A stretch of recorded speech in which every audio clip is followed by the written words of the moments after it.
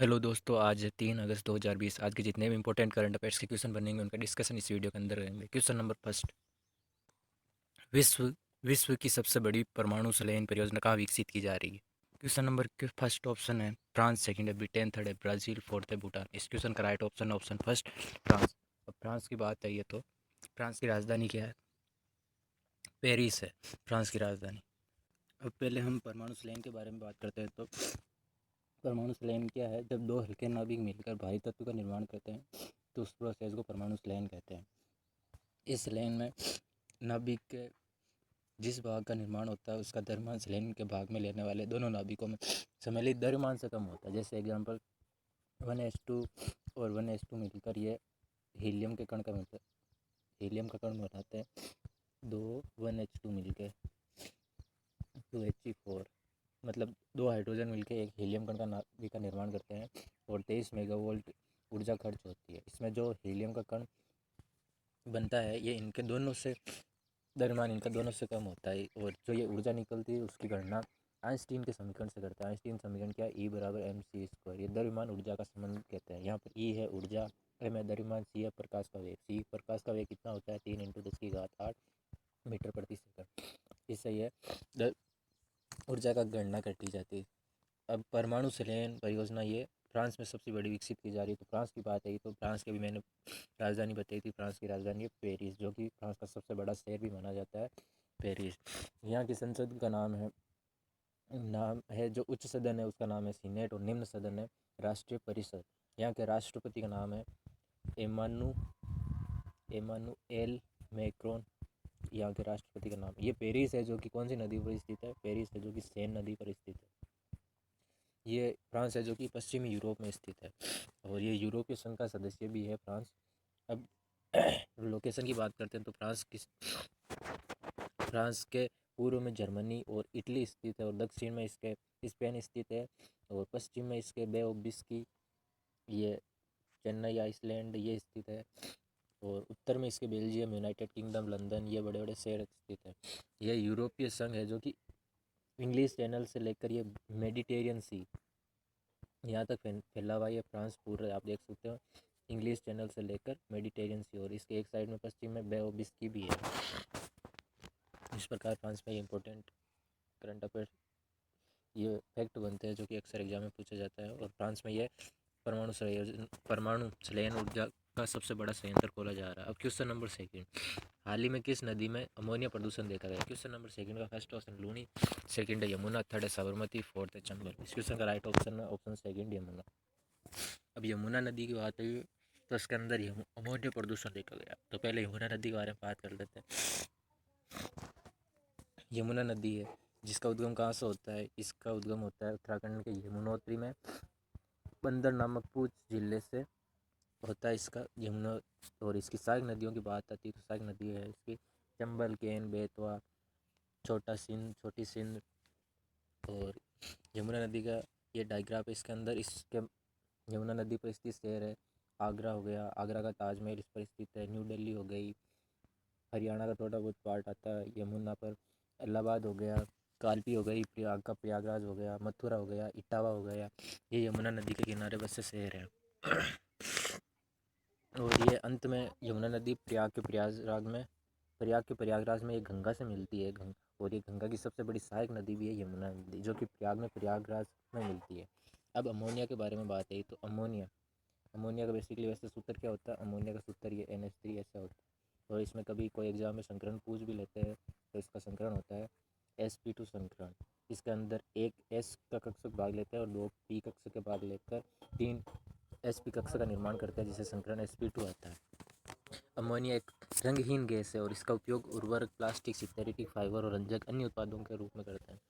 ये जल में अल्पविलेय है जो कि कभी देखना ये मुंह पे अल्पविलेय होने के कारण जब हम कभी मुंह पे धोते हैं तो ये अमोनिया गैस उतर जाती है हमारे मुंह पर।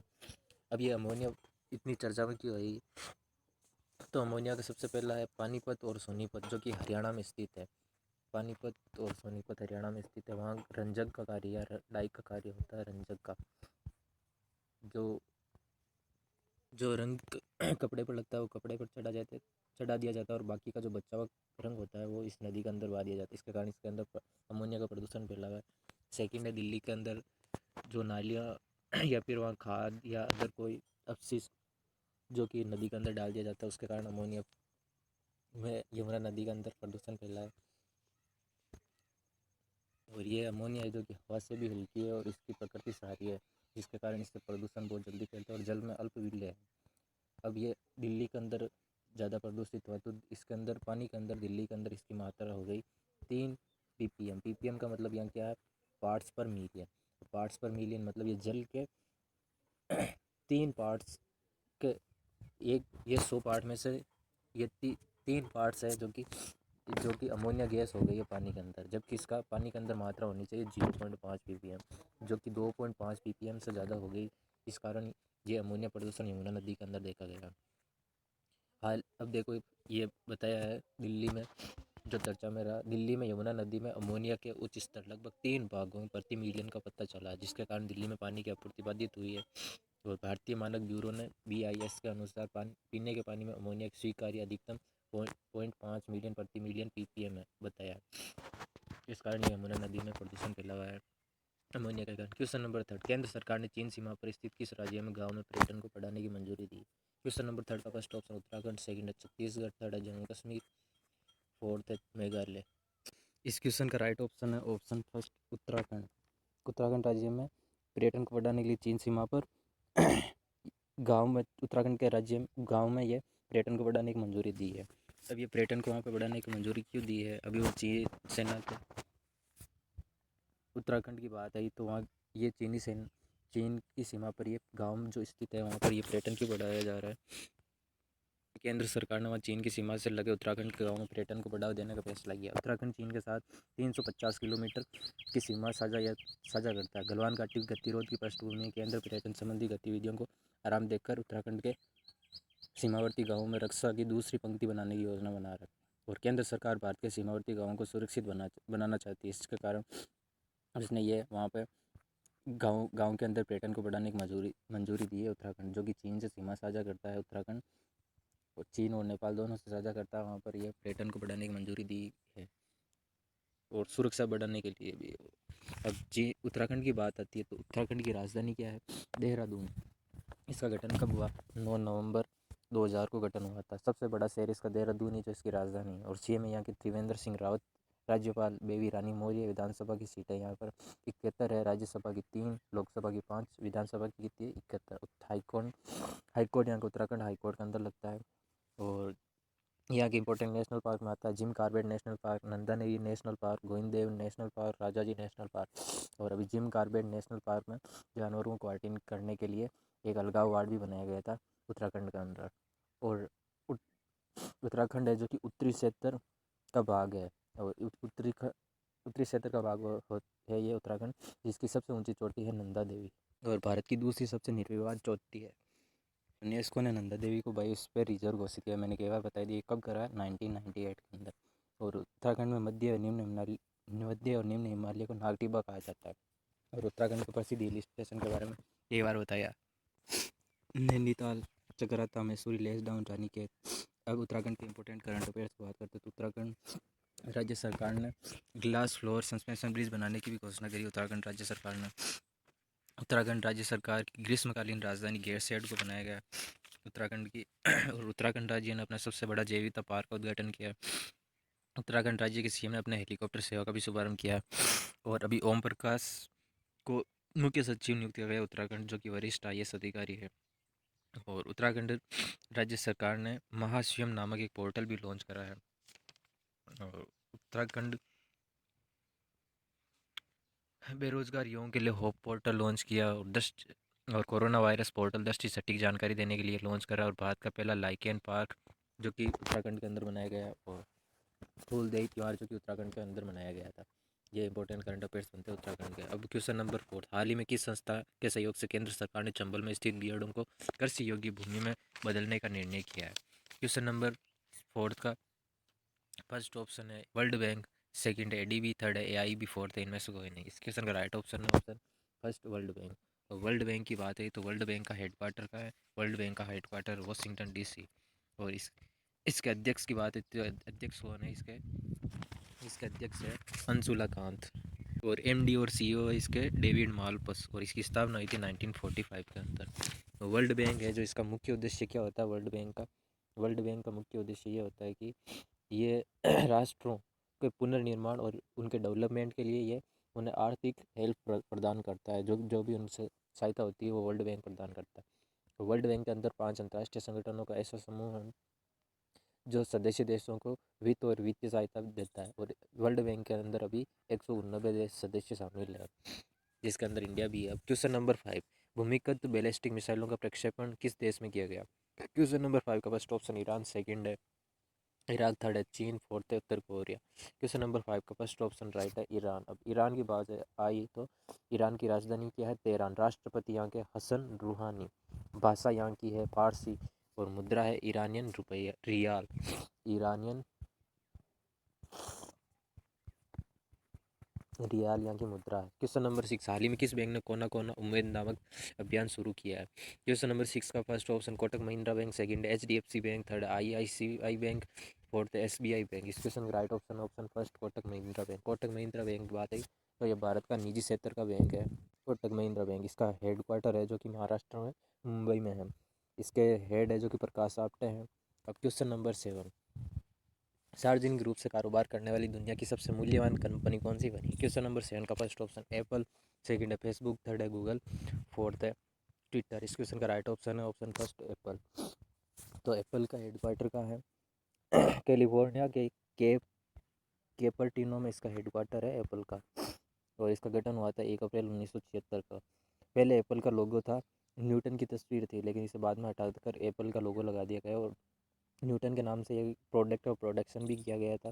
इसके संस्थापक का नाम आते तो एक स्टीव, 3 है इसके संस्थापक, स्टीव वोजनियाक, स्टीव जॉब्स और रोनाल्ड वेन। ये 3 है एप्पल के संस्थापक।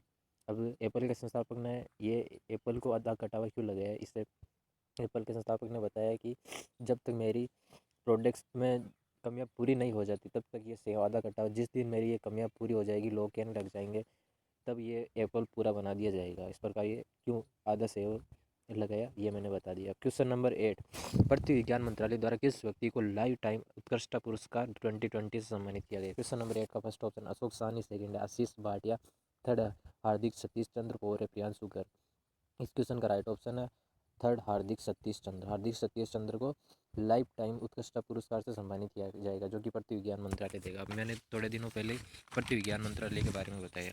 तो पृथ्वी विज्ञान मंत्रालय के मंत्री कौन है? Doctor Harshvardhan Singh, ministry of earth science के मिनिस्टर। ये क्या करता है? ये भूकंप प्रौद्योगिकी, ये भूकंप, वायुमंडलीय विज्ञान, प्रौद्योगिकी, वायुमंडलीय विज्ञान, समुद्री विज्ञान और वायुमंडलीय विज्ञान के लिए एकीकृत तरीके से कार्य करता है पृथ्वी विज्ञान मंत्रालय।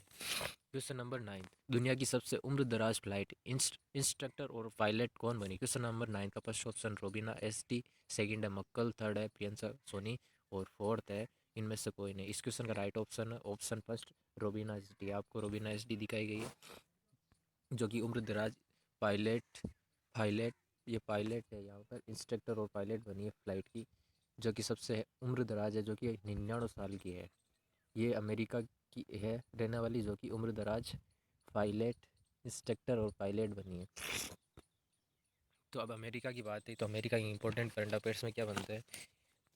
अमेरिका ने अभी ऑपरेशन लॉस एंड लॉन्च किया, और अमेरिका देश ने चीन के ह्यूस्टन में अपना वाणिज्य दूतावास बंद करने का आदेश दिया है।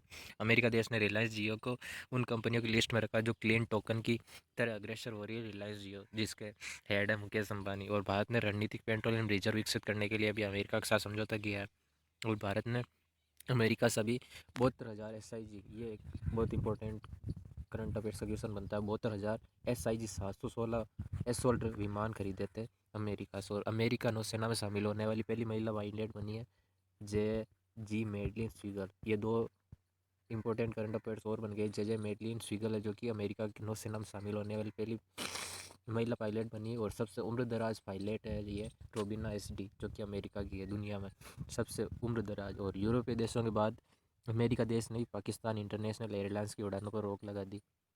और अभी हाल ही में रिपोर्ट जारी करी, उसके अंदर वित्त वर्ष 2019-20 में भारत का सबसे बड़ा व्यापारिक साझेदारी देश भी अमेरिका है। और ब्रिटेन में एफडीआई के जरिए सबसे ज़्यादा निवेश करने वाला देश है जो अमेरिका है। अब क्वेश्चन नंबर 10 किस राज्य सरकार ने कोविड-19 परीक्षण केंद्र शुरू करने की घोषणा की? क्वेश्चन नंबर 10 का फर्स्ट ऑप्शन तेलंगाना, सेकंड है तमिलनाडु, थर्ड है आंध्र प्रदेश, फोर है कर्नाटक। इस क्वेश्चन का राइट ऑप्शन है ऑप्शन फर्स्ट तेलंगाना। अब तेलंगाना की बात है तो तेलंगाना की राजधानी क्या है? तेलंगाना की राजधानी है हैदराबाद। ये आपको दिखाई है तेलंगाना। तेलंगाना के पूर्व में है इसके उड़ीसा, छत्तीसगढ़, और इसके दक्षिण में आ गया आंध्र प्रदेश और कर्नाटक। पश्चिम में इसके महाराष्ट्र और कर्नाटक का थोड़ा हिस्सा आता है तेलंगाना। तो तेलंगाना है जो कि भारत का 29वां राज्य है और भारत का 12वां सबसे बड़ा राज्य भी है तेलंगाना। यहाँ की तेलंगाना की राजभाषा तेलंगाना का शाब्दिक अर्थ होता है तेलुगु, तेलुगु भाषियों की भूमि। अब तेलुगु है जो कि तेलंगाना की यहाँ पर भाषा है और तेलंगाना का गठन हुआ था 2 जनवरी 2014 को, जो कि आंध्र प्रदेश को डिवाइड करके बनाया था तेलंगाना। और कनाडा की जनसंख्या के बराबर इसकी जनसंख्या है तेलंगाना राज्य की। यहाँ के सीएम है चंद्रशेखर राव। विधानमंडल की सीटें, यहाँ पर विधान परिषद की सीटें हैं जिसमें 46 सीटें विधान परिषद की, विधानसभा की 119, लोकसभा की 17 और राज्यसभा की 7 सीटें। और इसका हाईकोर्ट हैदराबाद हाईकोर्ट के अंदर लगता है। और अभी हैदराबाद हैदराबाद यूनेस्को ने हैदराबाद को पाक कला शहर घोषित किया। पाक कला का मतलब कुकिंग आर्ट कला का शहर घोषित किया है हैदराबाद को।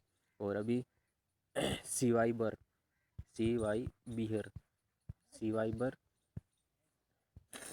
अभियान शुरू करा तेलंगाना पुलिस ने। साइबिहर ये एक अभियान तेलंगाना राज्य सरकार ने अभी टीएस वेदर नामक मोबाइल ऐप भी लॉन्च करा था। टीएस वेदर नामक मोबाइल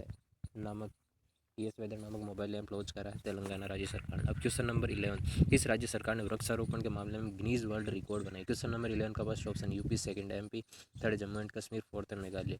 इस क्वेश्चन का राइट ऑप्शन है ऑप्शन फर्स्ट। अब यूपी के बारे में मैंने कई बार बता दिया है, तो यूपी के बारे में आपको कमेंट बॉक्स में लिखना है और उसके करंट अफेयर्स के जो क्वेश्चन बनते हैं वापस उनको एक बार वापस रिपीट कर देता हूँ। यूपी तो यूपी राज्य सरकार ने अभी कोविड-19 के लिए स्वयं परीक्षण प्रणाली शुरू की और यूपी राज्य सरकार ने नवीन रोजगार छतरी योजना शुरू करी थी और यूपी राज्य सरकार ने आत्मनिर्भर रोजगार अभियान का शुभारंभ भी किया था और यूपी राज्य में ये वृक्षारोपण के मामले में गिनीज वर्ल्ड रिकॉर्ड बनाया। जबकि 31 लाख पौधे के अभियान है जो कि दिल्ली राज्य सरकार ने चलाया था, जिसका उद्घाटन अमित शाह ने करा था दिल्ली के अंदर। और दिल्ली के राज्य में सोनभद्र में सोने के विशालतम भंडार भी मिले और मनरेगा के तहत सबसे ज़्यादा रोजगार देने वाला राज्य भी यूपी है। और यूपी राज्य सरकार में अभी हितेश चंद्र अवस्थी को राज्य का अंतिम पुलिस महानिदेशक भी नियुक्त किया गया था। इस वीडियो को देखने के लिए धन्यवाद। इस वीडियो को अपने दोस्तों में शेयर करें, चैनल को सब्सक्राइब करें, लाइक करें, कमेंट करें। Thank you so much.